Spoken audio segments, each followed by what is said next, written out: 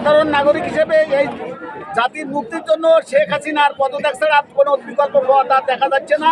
এই জন্য সম্মানের সাথে তার পদত্যাগ করে দ্রুত সরে যে জাতিকে মুক্তি দেওয়া উচিত বলে আমি মনে করি। কোন আবেশে গুলি করছে ভাই? কোন আবেশে গুলি করছে? এখনো রয়েছে কোথার ভিতরে কোথায় গুলি করছে কারা? পুলিশ, ছাত্রলীগ পুলিশ সব আছে এদিকে। মানে ছাত্রলীগ পুলিশের সাথে তাই ওইদিকে কলাবান্ধার গুলি করতেছে ভাই, সবাই আমরা ওইদিকে যাই। ছাত্র সমাজে একটাই দাবি, আপনি পদত্যাগ করবেন।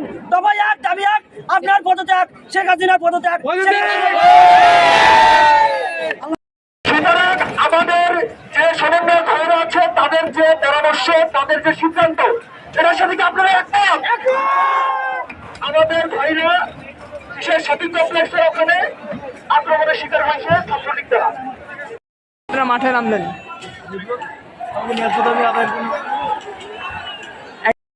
এক দাবিতে মাননীয় প্রধানমন্ত্রী করে কোনোদিন মাননীয় বলার আমাদের পক্ষে সম্ভাবনা পায় না।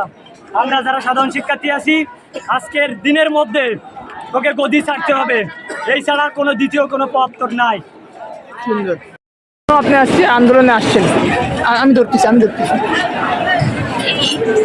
বাংলাদেশের ছাত্রজনতা যখন রক্ত যাচ্ছে, সবার ভিতরে যখন এই রক্ত বন্যা হয়ে যাচ্ছে, সেখানে আমি এক মা হিসেবে কি করে ঘুরে বসে, তাই আমি ছাত্রদের পাশে এসে সুন্দর।